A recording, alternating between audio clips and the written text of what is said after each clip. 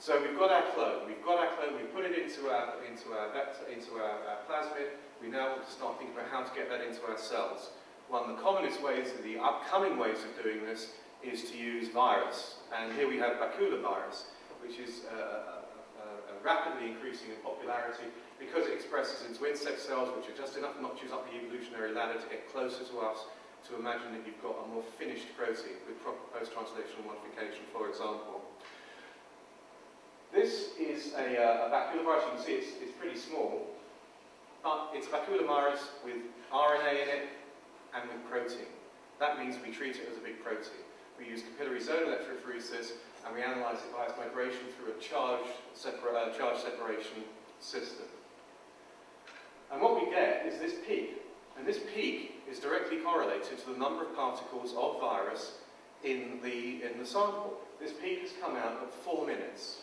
Now, the canon states that in order to get this information, the best way to do it is plaque-forming unit assay, which takes 5 days. 4 minutes, 5 days. We think that's a no-brainer. What we do is we take this sample, we dilute it down into a serial dilution, and we get this beautifully linear curve. We then take our unknown titer, and we do a simple linear regression, and we tell the client, within an hour of full runtime data analysis time, we tell them how many viral particles they've got in their pot. So, again, this is the same machine we've just done our DNA analysis on, with the same type of data set. So we've got our clone. It's sitting now in our expression system. So we start to think about scale-up. And when you think about scale-up, you've got to think about what is happening in your bioreactor, what is happening in your media. So we take the same machine.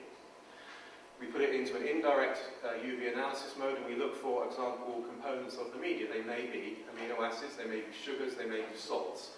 In this case, I'm going to show you data from amino acids. And here we have, as I mentioned before, the indirect UV analysis of amino acids. And here we have one of our signal processing plots, which you'll recall from yesterday. We had two. We have GST, general separation transform, and we had EVA, ectophase vertexing algorithm.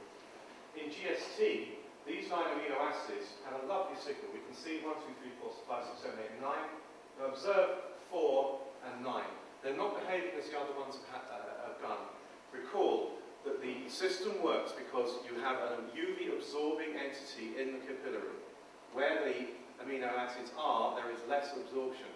But quite plainly, these ones are showing more absorption. And that's because number 4 is tyrosine and number 9 is tryptophan, the 2 aromatic amino acids which absorb UV strongly. So we're very, very pleased to see this result and get this negative deflection, because it really showed that we were doing what we thought we were doing. And here we just process them in EVA and we get the higher resolution and the excellent quantification which was discussed previously. Water. I mentioned water earlier on. Your supply of water can make or break your entire bioreactor run. If you put a bad batch of water in, you can throw away millions of dollars of vaccine or therapeutic protein or drug or whatever you want to do. As I mentioned, you have in our model, we had a 30,000 litre tanker turning up every 45 minutes over a 12-week period. If one of those batches are gone, then you lose the lot and people die, to be melodramatic, but that's the actuality of what we're discussing. So in indirect UV analysis, we can look at, I think you can all see this, but you can look at fluoride, nitrates, nitrites and bromides. And this is water from the tap at Imperial College, where Delta Dot are currently based. And this actually matches perfectly with the information on their website. So what we have here, in 5 minutes, is water quality measurement. In the same machine as you've done your DNA and your virus, and your amino acids. So let's look at the actual meat of the thing, why we are actually doing this, and that's protein production. This is a gel, which I believe I ran, I think, or no, our colleagues at Procter & Gamble ran this, excuse me. And it would have taken 5 or 6 hours to actually do the run, and then you've got to stain it, and then you've got to destain it. So we're probably talking about 24 hours with about 2 hours hands-on. Here we have the best of the opposition. This is a conventional CE system, 2 runs, and you can start to see correlations between the bands. This is the size marker. Between the bands in the gel and the bands on this. This is the delta dot system. This is 9 runs of the same sourced Ecoll Lysate. And you can see, looking at our relative standard deviations, at peak time, which is the size of the protein, is less than 1% deviation over 9 runs. At peak height, is less than 5% deviation. My academic boss says you can't go below 5% standard deviation on a cell lysate. Now, let's observe peak 1. Peak 1 could be a biomarker. It could be an upregulated protein, C-reactive protein, let's say, that tells me that my patient has got cardiovascular inflammatory disease. 3 weeks ago, peak 1 was down here. Now it's up here. Because we've got direct quantification, we can say, right, you've got an upregulation event of 42 times. Get on this drug therapy or start praying, one of the two. Let us look at peak 2. This could be our express protein. This could be our antibody molecule coming at, say, 150 kilodaltons, or in fact that peak's running at about 80 kilodaltons. But it could be our subunit vaccine. Once again, we can pick it clearly out of the 100 or so other proteins in the system and measure its quantification, which means that if we look at this in a quick response time, we can tell you exactly what's happening in your bioreactor within about 20 minutes of having taken the sample out, because the sample prep is standard. Lyse it, spit it down, take the supernatant and put it in the machine. There's nothing fancy in the actual sample prep here. So that allows you to get far more accurate assessments of what is happening in your bioreactor. Here's another example. This is real world, real expressed protein. This is an amylase being expressed by a company that makes enzymes for detergents. So this is one of the things that makes your whites whiter than white. And here we have it being expressed, beautifully showing up in this. This is actually a titration curve. So we go down, down, down, and we actually got to within under 1 milligram per mil in this, which is a microgram per mil. Forgive me, I did myself short there. So now we think, okay, we've got that quantification, but how good is the quantification? What does my claim that the height of the peak really represents how much you've got in the tube mean? Well, here we have data. This is lactalbumin, and we've gone in a titration straight down using, again, not bad RSDs, right down to 1 microgram per mil, which is that one, so we could actually go lower. And if we look at the linearity on that, which is how we tend to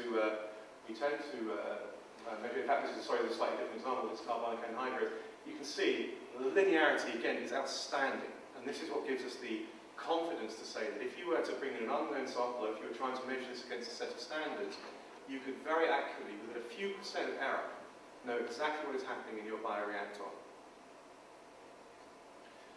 I mentioned before that the migration is directly correlated to the size of the protein. It's a simple charge-mass relationship. So here we have an example of real-world data again. This is a protein which has been produced both as it's been produced in a his-tag system, and we want to know that this his-tag has been cleaved off properly. So if we look at this one, this has got the tag on, and we can see that its mass is 25.73 kilodaltons. Where the tag has been removed, that mass is reduced to 22.64, and the actual mass of this protein was indeed 22.67 actually, so we were a bit upset about that. You're good? I'm good. Okay, so now we've moved down to the QA/QC phase of our system. Now, here we have a thing which was shown to you yesterday, where we have an ESI mass spec. It's an $800 BioRack ESI mass spec system. This is a moulding, and this is our Peregrine system, it's called, the little blue and white box that we showed you earlier on. And you can see quite beautifully the correlation between the glycoprotein, this is ribonuclease B, and it's got 5 glycoforms separated by 162 Dalton mannose units, so it's just a difference of 1 Dalton. Now, that's not 162 Daltons actual because it's a glycoprotein, therefore it will be affecting the migration slightly. However, we do know that our resolution is within the low hundreds of kilodalton range, Dalton range, excuse me. This is the unglycosylated form, and you can see that the distribution and peak height, remember that's quantification, is spot on. We pointed at the screen the other day, you actually would have to spend probably $50,000, $60,000, $100,000 a year just to have this in your building, whereas this system runs off a plug and a postdoc.